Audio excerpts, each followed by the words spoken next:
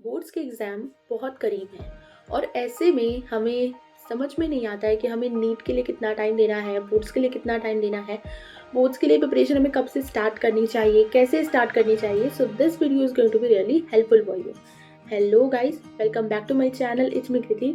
And आज के इस वीडियो में हम डिस्कस करने वाले हैं कि आप क्लास 12th बोर्ड्स को अपने नीट की प्रिपरेशन के साथ कैसे मैनेज कर सकते हो। If I talk about my self, तो मैंने क्लास 12th के साथ ही नीट निकाला था। And let me clarify this to you, आपसे कोई नहीं पूछने वाला कि आपके बोर्ड्स में कितने रिजल्ट आए। जिस दिन आपके बोर्ड्स का रिजल्ट आएगा उसके दिन और उसके अगले दिन लोग आपसे पूछेंगे, लेकिन उसके बाद लोग एक ही चीज़ को याद रखेंगे, दैट इज़ योर नीट का स्कोर। इससे ये मतलब क्लियर हो जाना चाहिए आपको कि आपकी first priority should be your NEET preparation and the second priority is your board examination. सबसे पहला सवाल जो हमारे दिमाग में आता है कि बोर्ड एग्जाम्स की तैयारी कब से स्टार्ट करनी चाहिए, लाइक लास्ट 1 मंथ 2 मंथ और लास्ट 6 मंथ्स। तो अभी आपके बोर्ड एग्जाम में लगभग 1 से 2 महीने बचे हैं, डिपेंडिंग अपॉन सब बोर्ड का अलग अलग टाइम होता है। If I talk about CBSE, तो सीबीएसई बोर्ड के हिसाब से आई कैन से कि आपको दिसंबर एंड जनवरी का अराउंड 2 मंथ्स का टाइम है।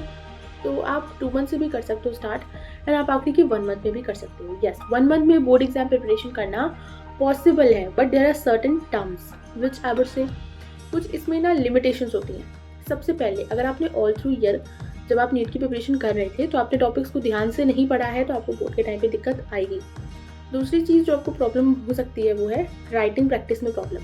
अगर आपने ये गलती कर दी कि हम रीड कर रहे हैं, हमने नोट्स देख लिया, एनसीईआरटी देख ली क्योंकि बोर्ड्स के एग्जाम लेने जा रहे हैं, एंड वहाँ पे जाके हम ये सोच रहे हैं कि हम रीड करके आए तो हमसे सब कुछ बन जाएगा, बट वहाँ पे आपको एमसीक्यू नहीं मिलेंगे। एमसीक्यू मिलेंगे भी तो थोड़े से ही मिलेंगे, लाइक 10 क्वेश्चन 5 क्वेश्चन।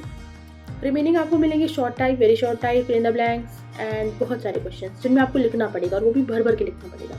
तो यहीं पे सबसे पहली स्ट्रैटेजी निकल के आती है कि लास्ट के 1 मंथ में आपको प्रिपरेशन स्टार्ट कर देनी है, और वो भी रिटन प्रैक्टिस स्टार्ट करनी है। मतलब जो भी आप पढ़ने वाले हो, आप रिटन में पढ़ने वाले।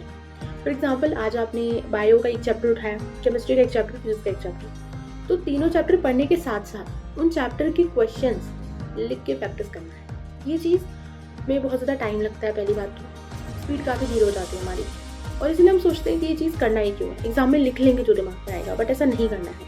रिटन प्रैक्टिस किए बिना अगर आप एग्जाम में जा रहे हैं, इसका मतलब आप पहले से ही अपने मार्क्स को कम कर रहे हैं। बिकॉज रिटन प्रैक्टिस जब आप नहीं कर रहे हो तो एग्जाम में आपको वर्ड्स ही नहीं आएगा कि मैं क्या लिखूँ। आपको थ्योरी पता है लेकिन आप लिख नहीं पाओगे, वर्ड्स नहीं आएगा, ग्रामेटिकल मिस्टेक्स होगी। एक क्वेश्चन का आंसर लिखोगे, उससे बार बार काटोगे, फिर आंसर लिखोगे, फिर आपको समझ में नहीं आएगा, प्लस आपकी स्ट्रैटेजी भी बिल्डअप नहीं होगी। सो यस, पहली टिप तो यही है कि रिटन प्रैक्टिस स्टार्ट कर देनी है आखिरी के 1 मंथ में। तो जो लोग पहले से भी बोर्ड की प्रिपरेशन कर रहे हैं, जाके मैंने तो नहीं की थी, बट अगर आप कर रहे हो पहले से, तो आखिरी के 1 मंथ में मस्ट है रिटन प्रैक्टिस। अब प्रिपरेशन करने का तरीका क्या होना चाहिए? हर सब्जेक्ट का तरीका अलग अलग होता है।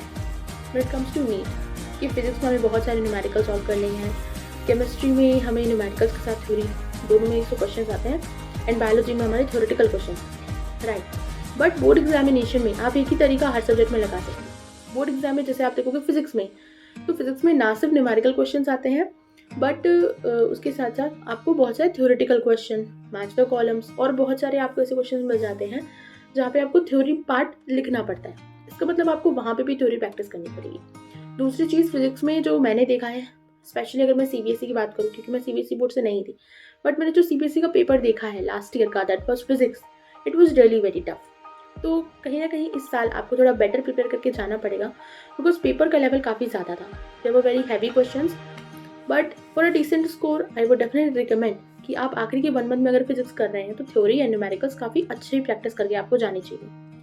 अब तरीका क्या होगा? सबसे पहले आपने कोई भी सब्जेक्ट उठाया, तो उसके आप देखो कि कौन कौन से चैप्टर्स आपके सिलेबस में हैं। उन चैप्टर्स को डे वाइज में डिवाइड करो कि मुझे किस चैप्टर को कितने दिन में रिवाइज करना है। एक गलती जो आपको बिल्कुल भी नहीं करनी है वो है कि ये सोचना कि जो मुझे 2 दिन का गैप मिलेगा, 3 दिन का गैप मिलेगा, हम उसमें कवर करके चले जाएंगे। Hindi, English, computer science, physical education, ऐसे सब्जेक्ट्स को आप 2-3 दिन में करके जा सकते हो। करा भी है, 10th में करा होगा कई लोगों ने, 12th में भी कर सकते हो। लेकिन फिजिक्स, केमिस्ट्री, बायोलॉजी, ये 3 ऐसे सब्जेक्ट्स हैं जिन्हें आप 2 दिन में नहीं कर सकते। कुछ भी नहीं होगा 2 दिन में। 2 दिन में या तो आप 2-3 टेस्ट पेपर प्रैक्टिस कर सकते हो, शॉर्ट नोट्स रिवाइज कर सकते हो, और भगवान को याद कर सकते हो, और कोई चीज़ वहाँ पे नहीं रहेगी करने की। इसलिए हमें गैप डेज में पढ़ाई का प्रेशर नहीं रखना है। जो हमारे पास अभी टाइम है, आखिरी का 1 मंथ है before starting of are examination, उसमें अपना सिलेबस अच्छे से कवर करके रिवाइज करके रखना है, सो दैट बाद में जब आपको गैप मिले तो आप उसमें क्वेश्चन प्रैक्टिस कर सको, रिटन प्रैक्टिस कर सको, अपनी अंडरस्टैंडिंग बढ़ा सको और अपनी जो लिखने का तरीका है उसे शेप कर सको। मुझे कौन सा क्वेश्चन पहले करना है, किस तरीके से मुझे आंसर लिखना है, किस क्वेश्चन में किस पैटर्न में मुझे आंसर लिखना है कि मुझे फुल मार्क्स वहाँ पे मिल सकें। तो सबसे पहले आपके पास चैप्टर है, उस चैप्टर को आपको अच्छे से पढ़ना है। उस चैप्टर को पढ़ने के बाद उस चैप्टर के आपको क्वेश्चंस प्रैक्टिस करनी है। Now this will be PYQs, previous year question practice आपको करनी है सबसे पहले। एक बार आपके प्रीवियस ईयर क्वेश्चन टिप्स में आ गए, अगर आपके पास टाइम है तो आप और भी क्वेश्चन प्रैक्टिस कर सकते हो, एक्स्ट्रा क्वेश्चन जिसे हम कहते हैं। लेकिन एक्स्ट्रा क्वेश्चन तभी करने हैं जब हर चैप्टर के PYQs हो चुके, which is very important. Chapter wise PYQs अपनी प्रिपरेशन के टाइम पे आप थोड़ा थोड़ा करके करते रहोगे, आराम से आपका हो जाएगा। उसके बाद जब आपके पास गैप डेज हो तो आप उसमें क्वेश्चन पेपर सॉल्व करोगे। हर सब्जेक्ट में यही स्ट्रैटेजी लगने वाली है कि आपको प्रीवियस ईयर क्वेश्चंस करने हैं एंड अपनी जो थ्योरी है उसे रिवाइज करना है। थ्योरी रिविजन के लिए you can use NCERT, you can use your class notes, anything, but you need to stick with one single resource. मैंने अपनी नीट की रिविजन वाले वीडियो में भी ये चीज़ मेंशन की थी कि आपको नीट के दौरान एक सिंगल रिसोर्स रखना है और बार बार उसी रिसोर्स से पढ़ना है। और बोर्ड्स में भी आप वही रिसोर्स लगा सकते हो क्योंकि दोनों का सिलेबस सेम होता है। और जिस लेवल के क्वेश्चन बोर्ड्स में आने लगे हैं, यू कैन से कि हाँ, नीट से भी मुझे थोड़ा सा डिफिकल्ट लगे कुछ क्वेश्चन, तो बोर्ड्स में भी काफ़ी डिफिकल्ट क्वेश्चन अब आने लगे हैं। So you can not do this mistake, we can not do this mistake कि हम बोर्ड्स के लिए अलग पढ़ रहे हैं फिर नीट के लिए अलग पढ़ रहे हैं। अगर हम अलग अलग ऐसे ही पढ़ते रहेंगे तो शायद दोनों में से कुछ भी परफेक्टली ना कर पाएँ। इसलिए अभी से ही, अभी 2 महीने आपके पास बचे हैं ना, तो अभी से ही आपको एक सिंगल रिसोर्स बना लो। वहीं से नीट की प्रिपरेशन की भी करेंगे और वहीं से बोर्ड्स की भी करेंगे। और बोर्ड्स के लिए अलग से क्या करना है, प्रीवियस से क्वेश्चन प्रैक्टिस करने हैं चैप्टर वाइज थोड़ा थोड़ा करके। और जब आपका एग्जामिनेशन में आपको गैप मिलेगा तो उस गैप में आप कोई भी एक टेस्ट पेपर जो आपको सबसे टिपिकल लगता है, जिसके क्वेश्चन आपसे होते नहीं हैं, या फिर कोई भी एक टेस्ट पेपर आप रैंडमली पिकअप करो और उसको सॉल्व कर लो। कैसे सॉल्व करना है, जैसे आप एग्जाम में सॉल्व करोगे, सब कुछ टेबल से हटा के बस एक क्वेश्चन पेपर और अपनी नोटबुक, और उसमें आप उसी पैटर्न में लिखो जिस पैटर्न में आप एग्जाम में क्वेश्चन अटेम्प्ट करने वाले हो, टाइमर लगा के। तो टाइमर वाली प्रैक्टिस आप गैप डेज में कर सकते हो, रिविजन के टाइम पे भी कर सकते हो, लेकिन तभी जब आपका पूरा सिलेबस एक बार अच्छे से रिवाइज हो चुका है। So this was by my side, let me conclude here. 1 month पहले प्रिपरेशन स्टार्ट कर देनी है, रिटन प्रैक्टिस करनी है, चैप्टर वाइज MCQs प्रैक्टिस करने हैं और एक सिंगल रिसोर्स से थ्योरी को रिवाइज करना है for both neat and boards. और उसके साथ आपको जब गैप डेज मिले या फिर जब आपका रिवीजन कंप्लीट हो जाए तो आपको टेस्ट पेपर सॉल्व करने हैं पूरे टाइमर लगा के, जिस तरीके से आप एग्जाम में करोगे उस तरीके से।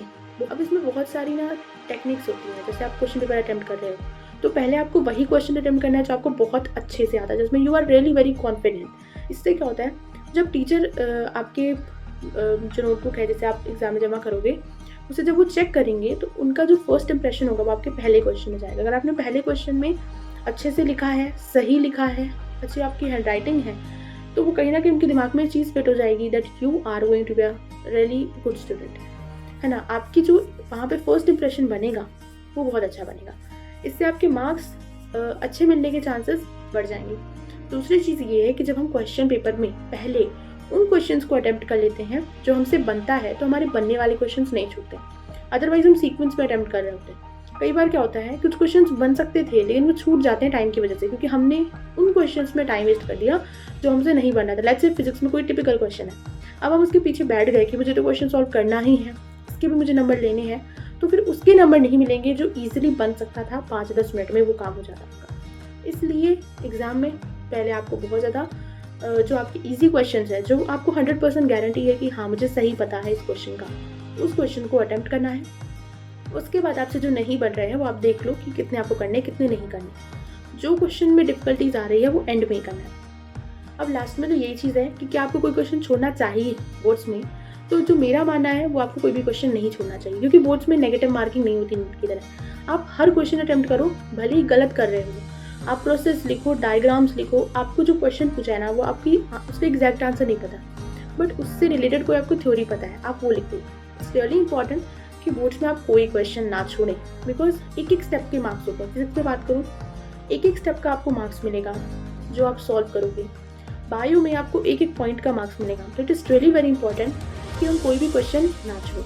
थोड़ी सी भी थ्योरी याद है, थोड़ा सा भी दिमाग में है उस टॉपिक को लेके, तो उसे लिख दो। लेकिन कब लिखना है? बिल्कुल end of your answer sheet. शुरू में नहीं करना है। शुरू में केवल वही क्वेश्चन करना है जो अपन से बन रहा है। लेट्स से पूरे क्वेश्चन पेपर में केवल 2-3 क्वेश्चन ही अच्छे से बन रहे हैं, तो पहले उन क्वेश्चन को कर लो। फिर जो नहीं बन रहे हैं, देखो, समझो, जो भी थ्योरी याद है आप उसे अटेम्प्ट करो। So that was by my side. Hope so आप ये सारी टिप्स फॉलो करोगे और आपकी जो नीट की प्रिपरेशन है उसके साथ आपके बोर्ड्स की प्रिपरेशन भी चलते रहेंगी। ऑल्सो अभी जस्ट 2 मंथ्स है, हो सकता है आपने अभी बोर्ड्स की प्रिपरेशन स्टार्ट ना करी हो। और लेट्स से अगर आप मेरी बात मान के 1 मंथ पहले प्रिपरेशन स्टार्ट कर रहे हो, तो अभी आप अपनी नीट की प्रिपरेशन पे ही ध्यान दो। अभी बोर्ड्स पे ध्यान मत दो, बहुत ज़्यादा परेशान मत हो बोर्ड्स को लेकर। अभी नीट की प्रिपरेशन पे ही ध्यान दो, बिकॉज बोर्ड्स में आपको बस ठीक ठाक नंबर लाना है, नीट में आपको रैंक लानी है। तो main priority should always be NEET examination. Because मैं अपने एक्सपीरियंस से बात कर रही हूँ, दैट आपकी क्लास 12th के रिजल्ट कोई नहीं पूछता अगर आप एक नीट एस्पिरेंट हो, है ना। उनको बस इसी चीज़ से मतलब है। दूसरी चीज़ ये है कि जो क्लास 12th के मार्क्स हैं वो आपको कोई ऐसा बहुत बेनिफिट नहीं देने वाले। बेनिफिट केवल नीट के मार्क्स देने वाले। तो हमारी नीट की प्रिपरेशन बोर्ड्स की वजह से बिल्कुल भी खराब नहीं होनी चाहिए। सो मिलते हैं अगले वीडियो में। If you really learned something from this video, please hit the like button, subscribe to my channel, and comment में बताना what are the problems you are facing right now, be it related to NEET preparation, be it related to board preparation, anything academic non academic, you can drop your doubts in the comment section. मिलते हैं अगले video में।